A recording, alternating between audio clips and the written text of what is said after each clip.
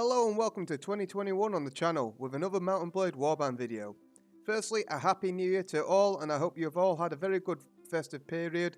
And secondly, a massive thank you to all of you who have subscribed, and on that note, if you are new to the channel, please make sure to hit the like button, hit the subscribe button and turn on the notifications. It really does mean a lot and I really do appreciate it, and to all of my subscribers, whether that be new or old, you have really made this a good community and a good place to be at the moment. I had a target in September to finish the year off with about 300 subs or near enough, and you all helped me to actually overachieve this, so thank you to all of you, and I hope you all continue to enjoy the content this year. I'm going to try and keep this short and sweet as I can, as the overall strategy for this and really the opinion for taking Calradia, you can find the majority of the info in more detail in my other videos that is on the channel, so just go through the playlist, select out the video, or just put a question or a comment below and I will pick up on it, I will read it, and I will obviously see if I can respond to it. From the very start of the game, you need to build up your renown and your honour and your right to rule. So obviously you gain these by battles, whether or not that be, you know, in the field with bandits, or helping a village to get rid of bandits, or taking a castle or a town, or helping to take these. All these will obviously help to gain your renown. Your renown is a kind of obviously a character statistic currency in the game, which will help allow you to be granted castles, fiefs, towns of the king. Also, from the very off, I would start building a good unit of personal troops. For me, this would be Swardian Knights, Rodok Sharpshooters and Rodok Sergeants, as Swardian Knights are probably the best cavalry unit in the game. The Rodok Sharpshooters are very good range units, and Rodok Sergeants are a very good infantry unit. Hard hitting, hard armour, everything that you need for a good personal body, or even for a garrison unit in your castles. This is the kind of combination I usually go for. So the big basis for a campaign that you need is you need to gain money. So obviously early game you can do this via quests from lords, tournaments, as doing both of these will actually gain you good relations as well as being paid. Especially if you bet on yourself during these tournaments, win the tournaments, you can get a good payout for the first couple of tournaments that you do.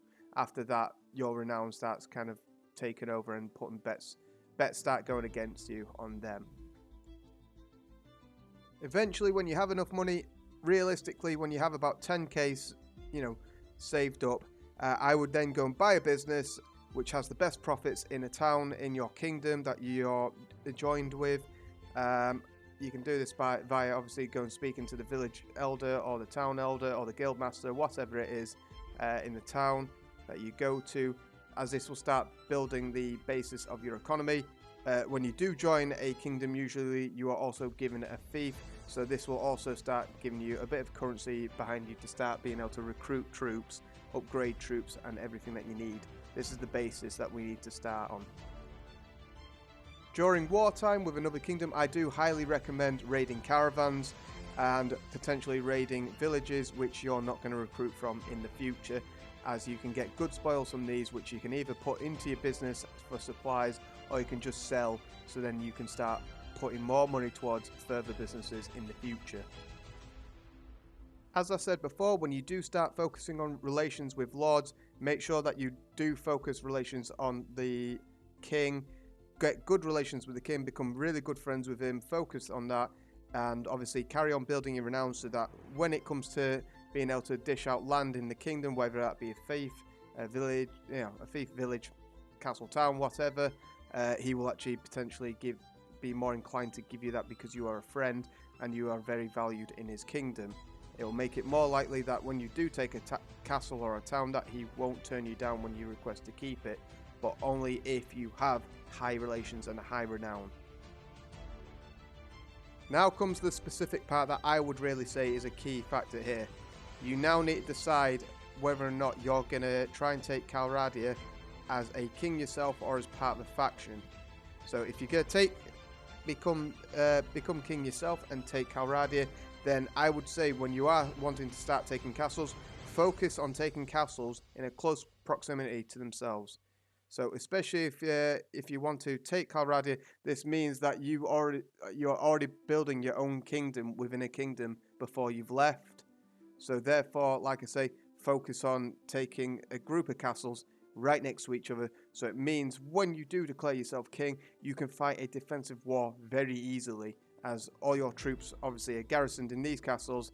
If you need to take a couple more extra troops from one castle to defend another, or for your personal guard, you can do so, and it just makes it so much easier to be able to travel around in your own little pocket kingdom on a defensive war to force peace, and then to be able to, you know, start a momentum after you're starting to force peace to then start taking more territory off other kingdoms. But when you do take your first castle, at this point I would then start focusing also on potentially finding the best lady to marry in the game. So obviously you need to focus on lords in your kingdoms who are highly connected.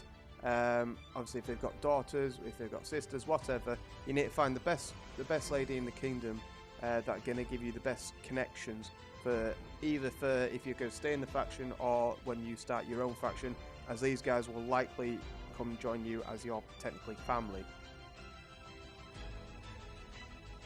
Before you do declare yourself king, I would have bought, in my opinion, in majority of the towns or all of the towns, a business. So therefore I already have a currency technically set up ready for me for when I've, you know, declared myself king. All the other factions have declared war on me. I've then forced pieces with them, because then obviously this money will start trickling in afterwards, and this will fund your further campaigns throughout the map, you know, for the whole time. And then I would also focus on then taking these towns so that your business money isn't then blocked off when you go to war with them. So like I say, start concentrating on the towns and then take castles. And at this point you should have a good bankroll. I honestly wouldn't declare yourself king if you've not financially set up, because you will bankrupt yourself and you will grind down very quickly, and you'll just be left with inexperienced troops by the end of it. Potentially, just depends on how good you are. When it comes to recruiting lords to your own faction, lords that are wanting to either leave a kingdom or have been kicked out of a kingdom will appear at your headquarter castle. So whichever one your head of, obviously your right hand man is in, or woman is in. I would then be very selective with the lords that I take, so only take the best of lords, ones hopefully with good relations with yourselves, and also then keep an eye on them for lords that you have actually allowed into your kingdom, those who have a very high rate for a decline in relation with you. I would then kick these guys out rapidly, as if they try and betray you like you betrayed your last king, they will take that land with them when they leave. So figure this out very quickly, and then like I say, with your future campaigns, try and focus on a kingdom at a time or an area at a time. Focus on the towns to regain control of your business and the funds from your business, so that it keeps on, you know, keeps on further expanding your economy, so you can carry on steamrolling all the other kingdoms.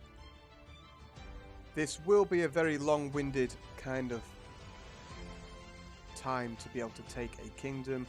The quicker that you're able to set up an economy and set up a kind of your own kind of pocket kingdom, as it were, with all your castles together, with a good amount of garrison units in each of the castles and a good personal guard. You know, it depends on how quickly you get all of the beginning things set up quickly to then be able to steamroll the rest of the kingdoms into submission and finally taking Calradia. If you have made it this far, thank you very much for watching. Make sure to like, comment and subscribe. Thank you very much.